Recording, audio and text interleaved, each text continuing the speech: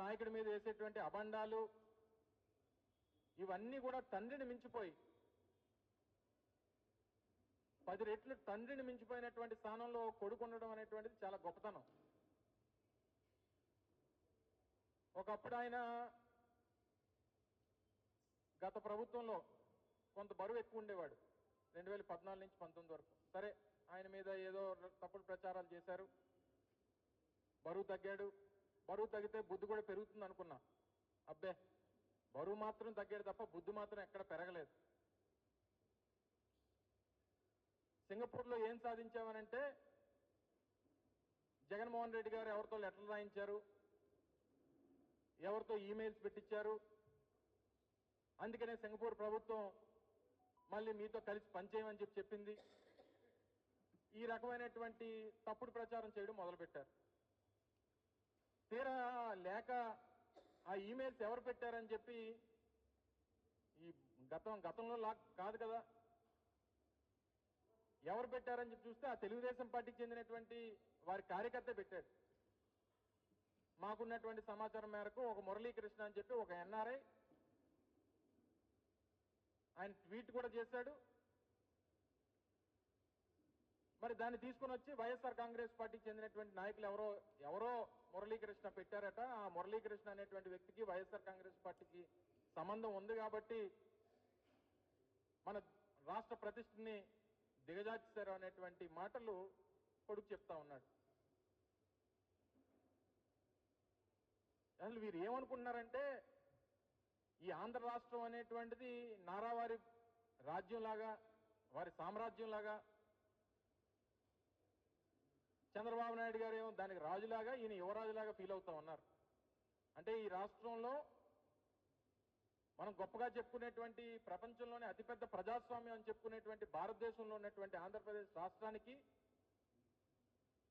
భారతదేశ ప్రజాస్వామ్యానికి సంబంధం లేదు. ఇక్కడ ఏ చట్టం చేసినా, ఏమి అమలు చేసినా, ఏం మాట్లాడినా, ఏ కార్యక్రమాలు చేసినా అది మా నారావారి రాజ్యాంగం, రెడ్ బుక్ రాజ్యాంగం అనేటువంటి విధంగా వీరు మాట్లాడుతున్నటువంటి తీరు మనం చూస్తా ఉన్నాం. ఆయనే నిన్న మాట్లాడుతూ చెప్పారు. ఏం చెప్పాడు? 95 నుంచి మా నాన్నగారికి సింగపూర్తో సంబంధాలు ఉన్నాయని. మేము కూడా అదే చెప్పాం. మేమేం తప్పు చెప్పలేదే. గతంలో 3 రోజుల క్రితం నేను మాట్లాడినప్పుడు కూడా అదే చెప్పా. మీ నాన్నగారికి సింగపూర్తో సంబంధాలు ఉన్నాయనే చెప్తున్నాం. దాన్ని మీరు రాటిఫై చేశారు. సరే, ఎన్నిసార్లు వెళ్ళారంటే 58 సార్లు వెళ్ళారు 95 నుంచి 2025 వరకు. అంటే 30 సంవత్సరాల్లో 58 సార్లు వెళ్ళారు. అందరూ ఏమనుకున్నారు? పెట్టుబడులు పెట్టడానికి వెళ్ళారు, పెట్టుబడులు తీసుకురావడానికి వెళ్ళారని చెప్పి పెట్టుబడుల కోసం అంటే ప్రజలు ఏమనుకుంటారు? పెట్టుబడులు తీసుకురావడానికి వెళ్ళారు అనుకుంటారు. తప్పు. ఈయన సంపాదించినటువంటి అవినీతి సొమ్ముని పెట్టుబడులు పెట్టడానికి వెళ్ళాడు సింగపూర్. ఆయన నేను ఈరోజు సవాల్ చేస్తా ఉన్నా ముఖ్యమంత్రి గారి కొడుక్కి సవాల్ చేస్తా ఉన్నా. 2014-19 మధ్యలో మీరు చేసుకున్నటువంటి సింగపూర్తో చేసుకున్నటువంటి కన్సార్టియం ఏదైతే ఉందో అందులో 1691 ఎకరాలు సీడ్ క్యాపిటల్ ఏదైతే మీరు ప్రతిపాదించారో అందులో ఈ రాష్ట్ర ప్రభుత్వం, ఆ రోజు ఆంధ్రప్రదేశ్ రాష్ట్ర ప్రభుత్వం 12,000 కోట్ల రూపాయలు పెట్టుబడులు పెట్టడానికి, పెట్టుబడులు పెట్టేదేమో రాష్ట్ర ప్రభుత్వం, 58% వాటా ఏమో సింగపూర్కి సంబంధించినటువంటి సంస్థలకేమో 58% వాటా. వాళ్ళు ₹1 పెట్టుబడి పెట్టరు. టర్నోవర్లో మాత్రం 91.5% ఆ సింగపూర్ వాళ్ళకి, 8.5% మాత్రమే రాష్ట్ర ప్రభుత్వానికి. ఎక్కడన్నా ఉందండి? ఇది పెద్ద స్కామ్ కాదా? దీని మీద చర్చకి తండ్రి కొడుకులు సిద్ధమని అడుగుతా ఉన్నాం వైఎస్ఆర్ కాంగ్రెస్ పార్టీ తరఫున. మొత్తంగా నీ బిజినెస్ పార్ట్నర్ ఈశ్వరన్తో, ఎవరైతే సింగపూర్లో మొన్నటి వరకు జైలు జీవితం గడిపినటువంటి ఈశ్వరన్ను నీకు బిజినెస్ పార్ట్నర్ కాదా? 2014-19 మధ్యలో ఎన్ని మార్లు ఆయన్ని ఈ ఆంధ్ర రాష్ట్రానికి తీసుకుని వచ్చావు? తరువాత 2021లో ఆయన్ని ఎందుకు అరెస్ట్ చేశారు? ఒక అవినీతి పరుడు అని చెప్పి ఆయన మీద ఎలిగేషన్స్ వచ్చి అవి రుజువైతే ఆయన అరెస్ట్ చేసినటువంటి మాట వాస్తవం కదా? అటువంటి వ్యక్తితో మీకున్నటువంటి సాన్నిహిత్యం ఉందా లేదా అనేటువంటిది ఎవరికైనా అనుమానాలు ఉన్నాయా? ఇన్ని కార్యక్రమాలు, ఇన్ని తప్పుడు కార్యక్రమాలు చేసి మళ్ళీ ఇంకా సింగపూరు, దావోస్ అని చెప్పి నువ్వు మాట్లాడుతూ ఉంటే ఏం సాధించారు ఈ 15 మాసాల్లో చెప్పండి. నువ్వు సింగపూర్లో వెళ్ళి మాట్లాడినటువంటి 3 పోర్టుల నిర్మాణం వైఎస్ఆర్ కాంగ్రెస్ పార్టీలో జరిగింది. అది రామయ్యపట్నం కానీ, మూలపేట కానీ, మచిలీపట్నం కానీ దాదాపు 12,000 కోట్ల రూపాయల పెట్టుబడితో ఆ రోజు వైఎస్ఆర్ కాంగ్రెస్ పార్టీ జగన్మోహన్ రెడ్డి గారి నేతృత్వంలో ఆ సంబంధించినటువంటి శాఖ మంత్రిగా ఆ రోజు వైఎస్ఆర్ కాంగ్రెస్ పార్టీ ప్రభుత్వం హయాంలో జరిగినటువంటి మాట వాస్తవం కాదా? కాదని చెప్పగలవా? నువ్వు వెళ్ళి చెప్పుకున్నటువంటి గొప్పలు మేం చేసినటువంటి ఆ కార్యక్రమాల గురించి కాదా అని అడుగుతా ఉన్నా. నువ్వు చెప్పినటువంటి అదాని డాటా సెంటర్ గురించి వెళ్ళి గొప్పలు చెప్పుకున్నావు. ఆ డాటా సెంటర్ ని విశాఖపట్నానికి, ఆంధ్ర రాష్ట్రానికి తీసుకొచ్చింది వైఎస్ఆర్ కాంగ్రెస్ పార్టీ కాదా అని అడుగుతా ఉన్నావు. నువ్వు చెప్పుకున్నటువంటి ఆర్సిలర్ మిట్టల్ 2022 ఆ రోజు దావోస్ లో వైఎస్ఆర్ కాంగ్రెస్ పార్టీ నేతృత్వంలో, ఆ రోజు ప్రభుత్వ నేతృత్వంలో జగన్మోహన్ రెడ్డి గారు ముఖ్యమంత్రిగా ఆ రోజు ఆదిత్య మిట్టల్ గారితో జరిగినటువంటి మాటలు కానీ, ఒప్పందాలు కానీ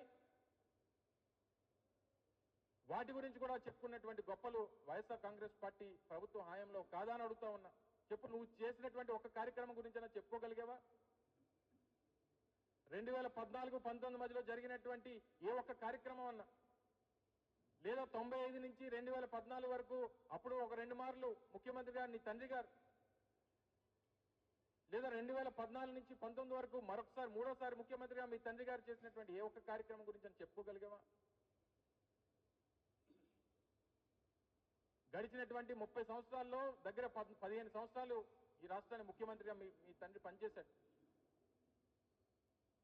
ఉమ్మడి రాష్ట్రంలో కూడా ఇదే 974 కిలోమీటర్ల సముద్ర తీరం ఈ రాష్ట్రానికి ఉంది. ఏ ఒక్క రోజన్నా ఈ రాష్ట్రంలో ఈ సముద్ర తీరాన్ని వినియోగించుకొని, వచ్చినటువంటి వనరులను వినియోగించుకొని పోర్టుల నిర్మాణం చేయాలన్నటువంటి ఆలోచన ఎప్పుడన్నా మీకు కానీ మీ తండ్రికి కానీ వచ్చిందా? కేవలం 5 సంవత్సరాల అధికారం ఇచ్చినటువంటి రాష్ట్ర ప్రజలకి వైఎస్ఆర్ కాంగ్రెస్ పార్టీ హయాంలో జగన్మోహన్ రెడ్డి గారి నేతృత్వంలో ప్రధానమైనటువంటి 3 పోర్టుల నిర్మాణం, రామాయపట్నం అయితే దాదాపు 90%, మచిలీపట్నం 50%, మూలపేట దగ్గర 60-70% పూర్తి చేశాం మా హయాంలో. ఈరోజు నువ్వు బ్లూ ఎకానమీ అని చెప్పుకుంటున్నటువంటి గొప్పలు చెప్పుకున్నటువంటి వాటికి పునాదులు వేసింది వైఎస్ఆర్ కాంగ్రెస్ పార్టీ ప్రభుత్వం. ఈరోజు ఆ బ్లూ ఎకానమీ ద్వారా ఆ పోర్టులు పరిసర ప్రాంతాల్లో కొన్ని వేల ఎకరాలు ఈరోజు పారిశ్రామికంగా అభివృద్ధి చెందేటువంటి దానికి అవకాశం ఉంది. ఈరోజు సర్వేగంతో నిర్మాణం అవుతున్నటువంటి భోగపురం ఇంటర్నేషనల్ ఎయిర్పోర్ట్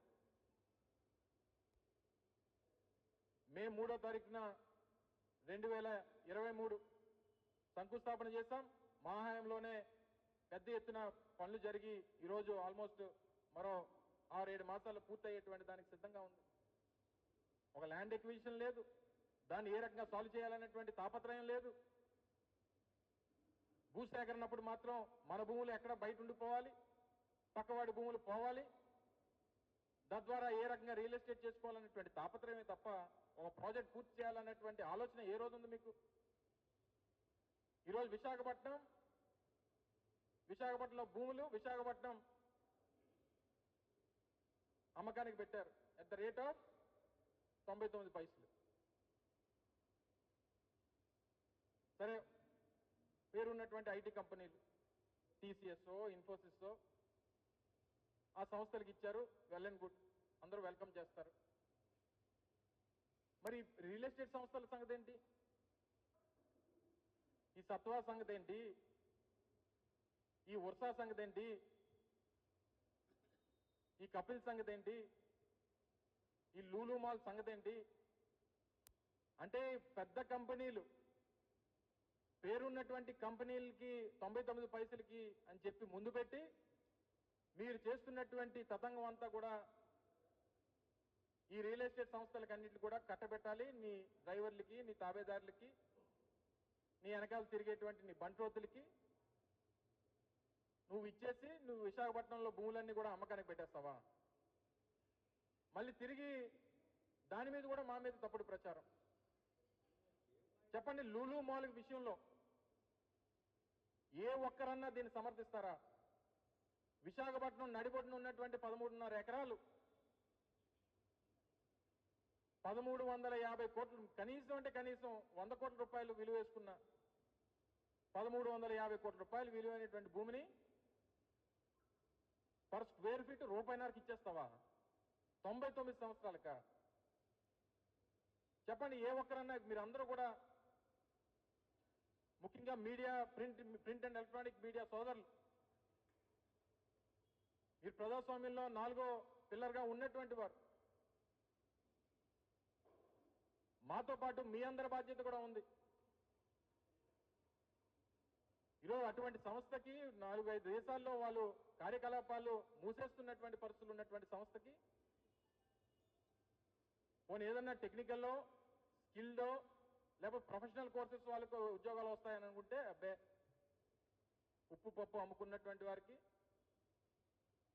ఫ్లోర్ మేనేజర్లు, సూపర్వైజర్లు, తూకం వేసేవాళ్ళు ఊరు మధ్యలోనా? అంత విలువైనటువంటి భూమా? చెప్పనండి, బహిరంగ చర్చకి రమ్మనండి. విశాఖపట్నంలో ప్రజలే నిలదీస్తారు. ఒకవేళ అటువంటివి ఏమైనా ఎంకరేజ్ చేయాలి. హైదరాబాద్లో, మరి హైదరాబాద్లో ఎక్కడైనా ఇచ్చారా మనం అడగండి. భారతదేశంలో ఏ రాష్ట్రంలోనన్నా ఈ రేటుకి ఆ లూలు సంస్థకి ఏ కంపెనీ ఏ రాష్ట్రం అన్నా ఇచ్చిందో చెప్పానండి. ఆయన పుట్టి పెరిగినటువంటి కేరళ కూడా, ఆయన కేరళ వాసే కదా ఆయన. సరే, జీసీసీ నేషన్స్ లో, గల్ఫ్ కంట్రీస్ లో పెద్ద ఎత్తున పెట్టుబడులు ఉన్నాయి. ఏ రాష్ట్రం అన్నా ఇచ్చిందని చెప్పండి. పక్కన ఉన్నటువంటి తెలంగాణ ఇచ్చిందేమో అడగండి. తెలంగాణలో ఒక ప్రైవేట్ సంస్థ దగ్గర అద్దెకు తీసుకొని మాల్ నడుపుతా ఉన్నారు. ఈరోజు సత్వా గ్రూపు, కపిల్ గ్రూపు,